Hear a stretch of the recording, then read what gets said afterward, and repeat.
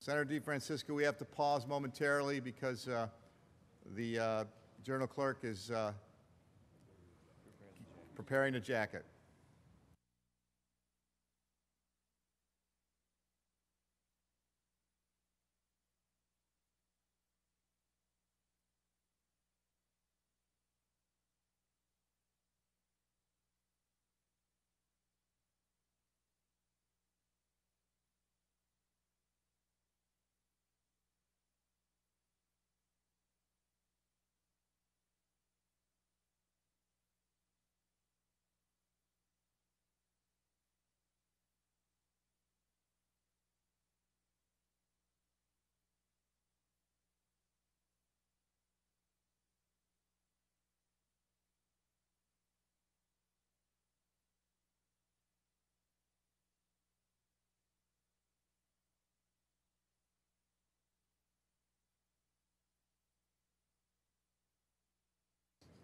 Lisa.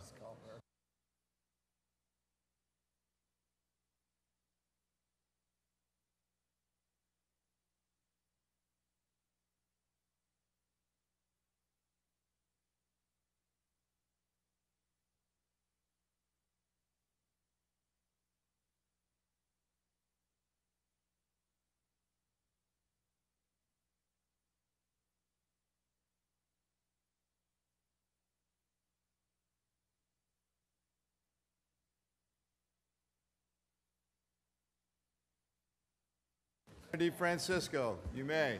The oldest member of the Senate is here. He's 88 years old. He looks fresher than anybody.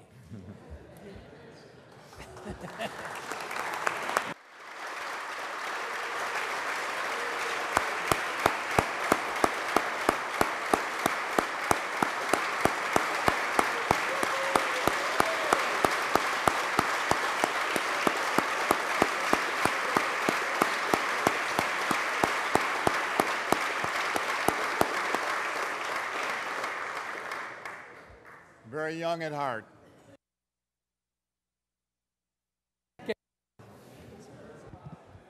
Jackets are required in the chamber, as you know, Senator DeFrancisco, so we're close.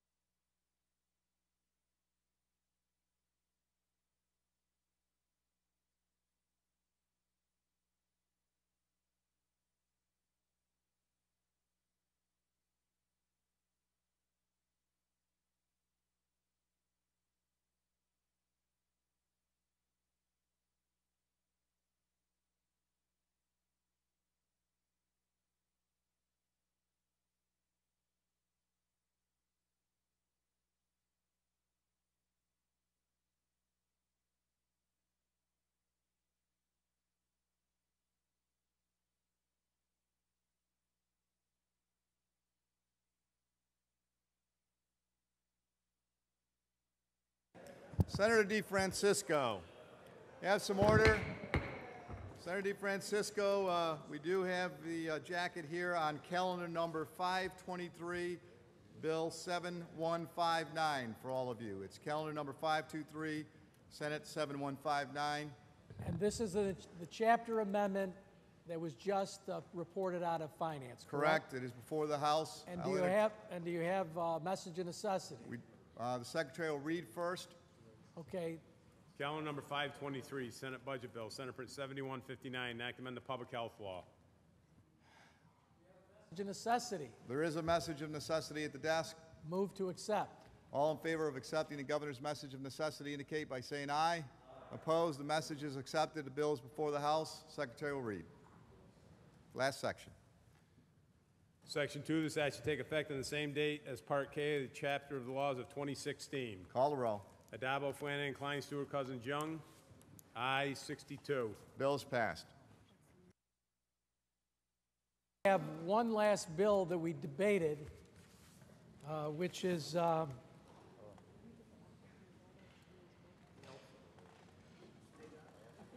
but the alpha. What? Calendar 522. 522. One moment, please.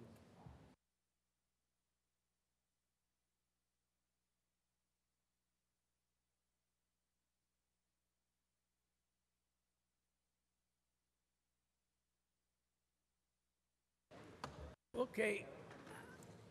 Senator DeFrancisco. Please call the roll. The Secretary will read. Calendar number 522, Senate Budget Bill, Senate Print 6406C, enact amend the Education Law. Senator DeFrancisco. Yes, we, just for the record, we have an agreement among the leaders that we're going to leave the roll call open because I think there's a couple people that are not presently here rather than waiting for them, but will be here today, very soon. Okay. We also have a couple explanations of votes.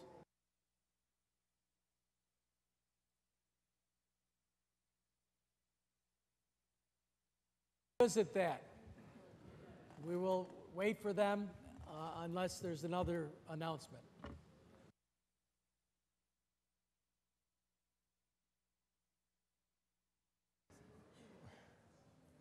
We do have a number of members who want to explain votes. If we could just call it and begin the explanation and take some time, if that would be acceptable to everyone. That would be an excellent idea. Not only acceptable, but an excellent idea. Last section. Section 3, this act shall take effect immediately. Call the roll. Adabo, Flanagan, Klein, Stewart, Cousins, Young. Senator Adabo to explain his vote. Thank you, Mr. President. It'd be my pleasure to kill some time. Thank you, Mr. President. I want to thank my leader, Senator Stewart Cousins, Majority Leader, Senator Flanagan, Independent Democratic Conference Leader, Jeff Klein, all staff, and the governor for their efforts on paid family leave. Whenever I advocated for paid family leave or spoke about it, I always spoke about it in terms of not if, but when for our state. There was such momentum for this issue, both nationally and on our state, that you could not help but think about, it's not a question of if, it's a question of when. And frankly, I would wish the when was closer than 2018, but nevertheless, we are taking a great step in the right direction. I also want to thank the advocates statewide. Because of them, there was that momentum in our state. And because of them, soon employees will be able to take a maximum of 12 weeks to watch over a child, or to watch over an ill one, a loved one, or to take preparations for military leave, all without financial burdens, financial hardships, or to lose their job. So truly, paid family leave has us balance the home front and the work front. Businesses, too, will benefit from paid family leave. They will retain a very loyal and productive employee and have no financial burden on the businesses. So, with the enactment of paid family leave, all our workers throughout the state, all our businesses will get to experience the benefits of paid family leave, a benefit that has been experienced by businesses and workers in other states, in California, in Rhode Island, New Jersey. So today, New York joins those states and takes a greater step toward paid family leave. Mr. President, I'll be voting in the affirmative. Thank you very much. Senator Adabo to be recorded in the affirmative. Senator Diaz to explain his vote. Thank you, Mr. President. This morning at 6 a.m., I spoke about this bill, and also I congratulated all the staff that has spent the whole night here and doing their job, husband, wife, mothers. So I congratulate all of them. And this morning at 6 a.m. this morning, I told you, Mr. President, about an incident that I was called to the second floor, and I told you that I had not been in the second floor since Governor Pataki. Governor Pataki used to invite me to the second floor. But since Pataki left, I have never been in the second floor, not with Spitzer, not with Patterson, and not in these 7 years with Governor Andrew Cuomo. But yesterday I was invited to the second floor, and I went to the second floor because they were trying to explain me about a takeover of the city homeless shelter. And I met there a guy by the name Josh, and then he took me to Mr. What was his name? Alfonso Davis. So I met with them, and Mr. Alfonso Davis promised me and told me that the takeover of the New York City homeless shelter would not be included because someone told me that they were trying to stick it in another bill, so nobody noticed. So he told me, no, it would not happen. It would not be there, Mr. President. So I asked him to look at my face and to tell me straight to my face that the bill will not be included. He looked at my face, he shook my hand, and he told me it will not be included. Surprise, surprise. The bill is included, the thing is included in this bill, the takeover, and they put it in a way that they included with a bill that includes the minimum wage and the family leave. And of course, I cannot vote no against the minimum wage. I cannot vote no against the family leave, but I'm voting yes, Mr. President. But, ladies and gentlemen, I want all of you to know that I was called to the second floor and Mr. Alfonso Davis, he lied to me. He lied to me straight to my face. See, sometimes every year they call Gustavo Rivera, Peralta, they call Moya, Assemblyman Moya, and Espaillat, because they have been fighting for many years. They have been fighting for the Dream Act. So every year they have been promised that the Dream Act will be included, and they lied to them. And then I never thought they're going to lie to me. An old man, 73 years old, a minister, a pastor. So I said, no, I don't believe that. But Mr. Chairman and ladies and gentlemen, the second floor lied to me straight to my face. And God hates ugly. That's not good, Mr. Davey. You shouldn't do that. When you shake somebody's hands, you have to comply with what you said. Otherwise, never shake people's hands. So I'm voting yes. We regret not for the minimum wage, but because the takeover of the New York City homeless shelter is there, and now the city of New York will be paying put in the money, and the governor could take over and send his people to run the shelter while the city is the one to pay. This is because the fight that the governor and the city mayor are having, and this is to embarrass City Mayor Bill de Blasio. And this has to stop because the one in the middle, the one suffering, are the needy, the poor, the needy, and the homeless. Oh, you want me to be quiet? You told me that we could kill time. We gave you a lot of time, Senator Diaz. So if you Mr. if President. you can conclude, thank you. Mr. President, thank you very much. Your father is a nice guy. He loved me. Tell him that I love him. Thank you. And remember, the second floor lied to me. Thank you very much. Senator Diaz to be recorded in the affirmative. Senator Savino to explain her vote. Senator Savino to explain her vote. Thank you, Mr. President. And I will try and do this in the 2 minutes that is allotted for explaining our vote. It has been said many times tonight that this is an historic budget that has a lot of really good things for a lot of really good people. And it's not often that we get to make profound change in the lives of New Yorkers, and we actually are doing that tonight. I do want to say one thing about a particular issue that I have been advocating for since I first got elected. Senator Addabbo briefly touched on it. And those of you who have served with me for the past 11 years know that on an issue when I think it's important, I can be somewhat relentless. Yeah, say it ain't so, as Senator Parker said. But even I sometimes fall short. I have been advocating for paid family leave in one way, shape, or form since I first got elected. I have carried a bill in one way, shape, or form for almost every year I have been here. But even I, as persuasive as I can be, have never been able to move the bill. And that bill is a reality tonight because someone else took the bill from me and decided to make it his own. And that person is Senator Jeff Klein. He took it and he said, I'm going to make it happen. And we are here tonight passing paid family leave because he took the issue from me. He was able to convince the governor it was the right thing to do.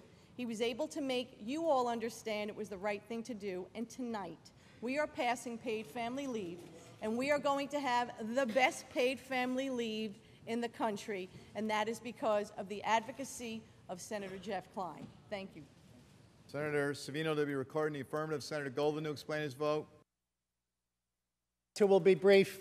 This is a good bill for education, economic development, and obviously we did the minimum wage. There are different timelines across the state of New York. On the timeline in the city of New York, it's 2.5 years. And then, of course, we have going into the 4th year, we have, with businesses with 10 or under, we'll have an extension, and there will be an economic study for that group. But there's no economic study for that group that's in the 2.5 year period. So we, as a legislative body, have to keep an eye on the city of New York. We have to see the economic impact on the employment factor as well as the businesses themselves as we move forward to make sure that we as a legislative body did the right thing for those businesses and for the people in the city of New York. I vote aye, Mr. Senator President. Golden to be recorded in the affirmative. Senator Stewart-Cousins. Thank you, Mr. President. To explain my vote, first, obviously, I want to thank the staff who's worked so hard to get us to this point, as well as my conference, who, under great duress, have stayed the course. I'm not supposed to make a speech because I'm explaining my vote, but I do want to thank the legislative leaders.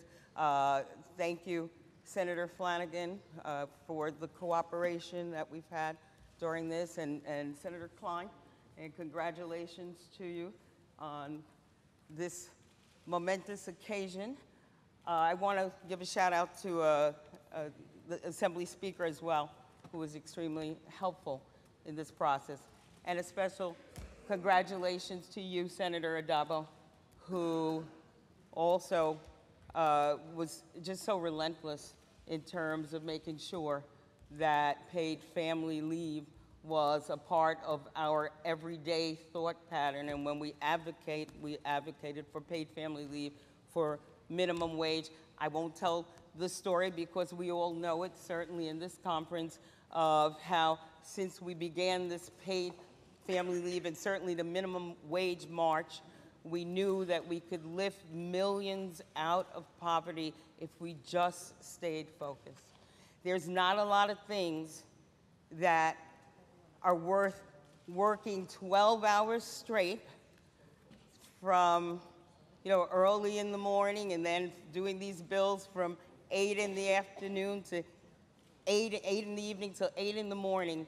But what happened today with paid family leave, with raising the minimum wage, I would say is worth it.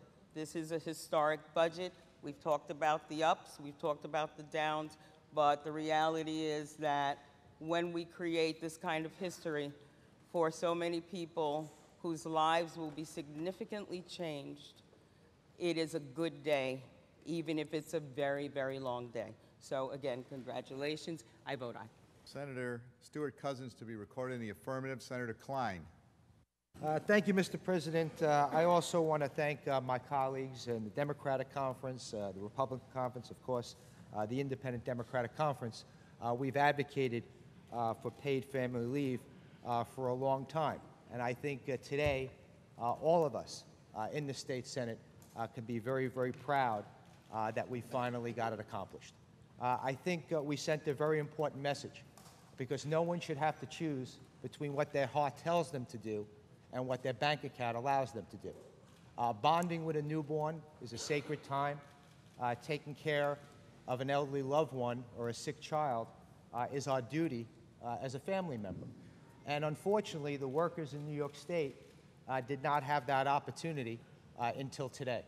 And this is something that is extremely important. And I think it goes without saying that we were able to craft a bill that I think shows that will not be a burden on business. A small amount of money is coming out of the employee's paycheck, going into a fund. We also have a measure to make sure that we actually make sure the fund is fiscally solvent, so we're not putting any burden or promising people something we can't afford. So I think all in all, while other states were able to accomplish 6 weeks of paid family leave, we start at 8 weeks, we go to 10 weeks, and then we move on to 12 weeks.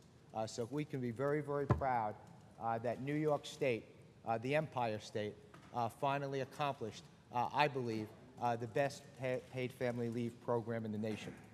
I also want to say my thank yous. And I think, we hear a lot about, politics now, and we hear a lot about what's going on throughout the nation in New York State.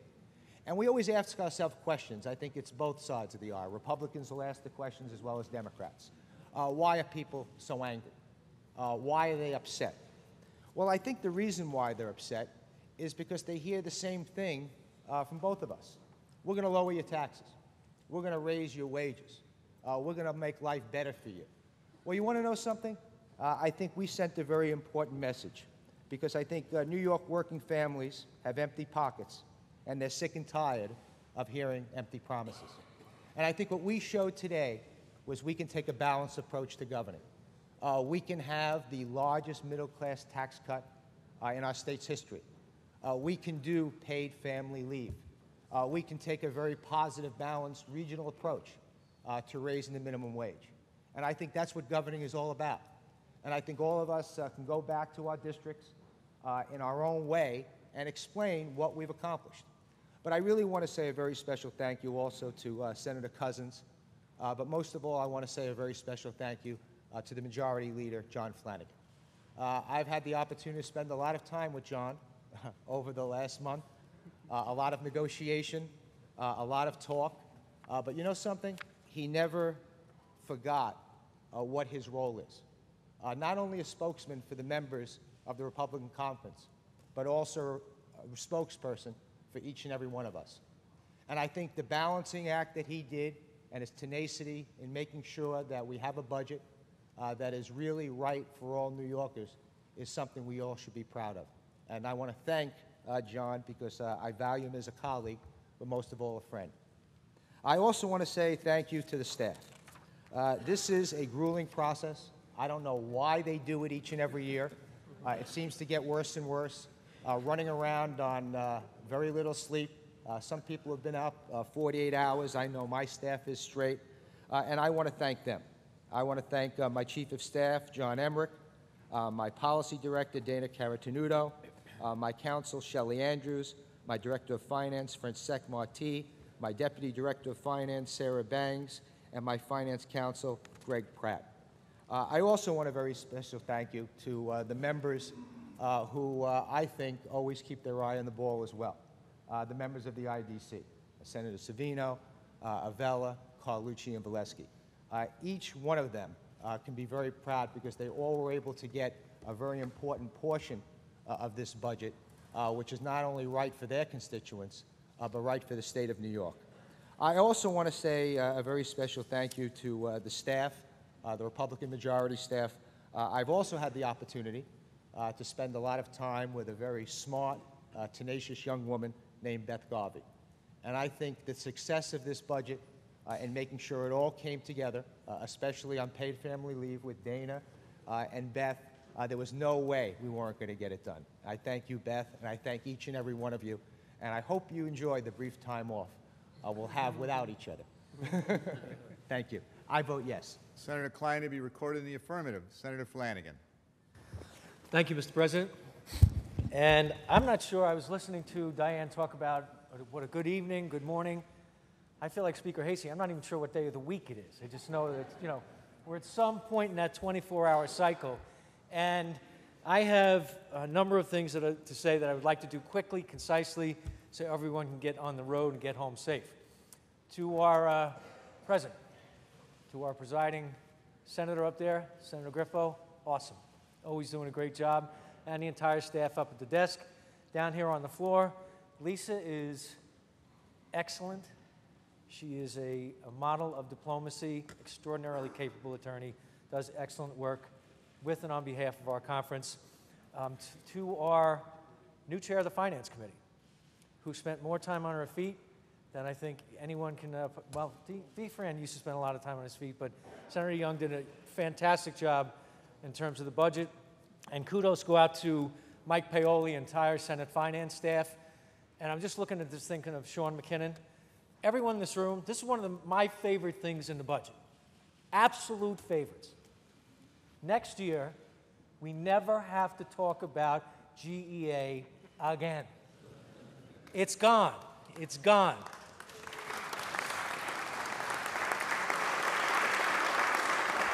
I'm sure we'll find plenty of other things to talk about, but we did some really good work. So Senator Young, John DeFrancisco has been an excellent floor leader, helpful in so many different ways, both internally, externally.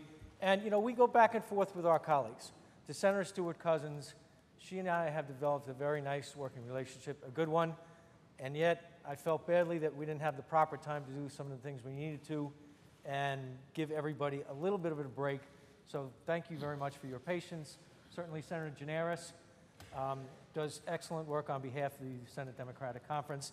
And the good news is that pretty much all the time he and DeFran get along. We're all a little worried about that, but it seems to be working out pretty well. And to all the members of the IDC, Jeff Klein was absolutely right about a number of things. When I think about paid family leave, he's actually the person that I think about the most in terms of his advocacy long before it was in vogue. And yes, we have developed a close working relationship, which is helpful and beneficial to the people, I think, of the state of New York. So in terms of what we have accomplished, we set out with certain goals, many of which have been met. And yet I know we have more work to be done. And before, I don't want to make a grievous error. I want to thank our entire staff. Some of them are propped up against the walls just so they can stay awake. But our entire staff in every component, and certainly our counsel's office. And this is my first real budget as the leader. And I know it worked out well because Beth Garvey has been unbelievable. So talented, so smart, so knowledgeable, knows when to push forward, pull back, and that inures to the benefit, I think, of everybody here and people across the state of New York. So, yeah.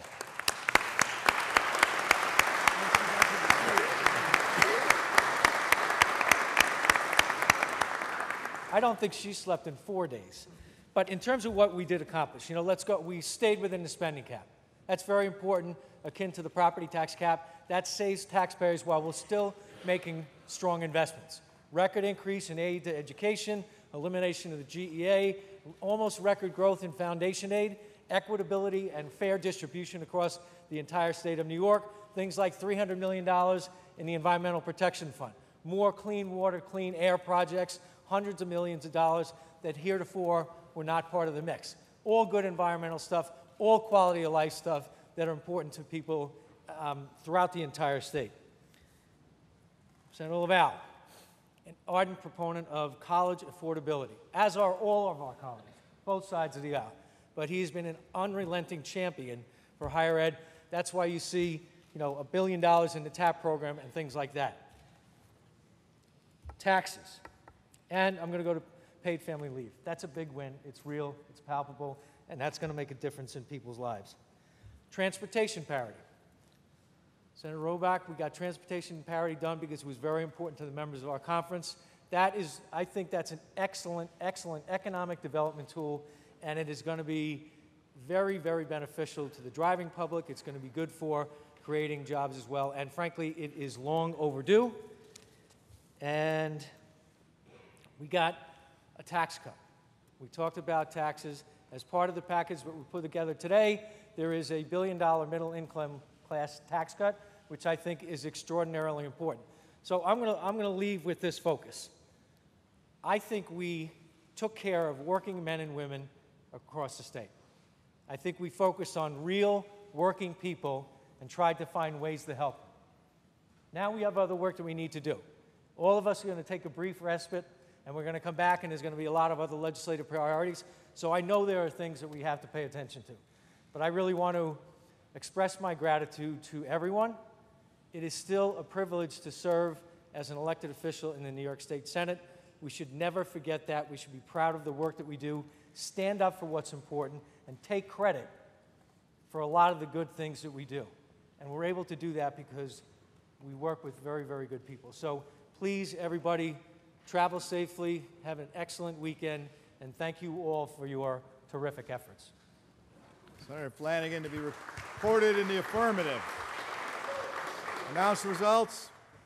Affirmative. Ayes 61, nays 1. Senator Felder recorded in the negative. Bill is passed.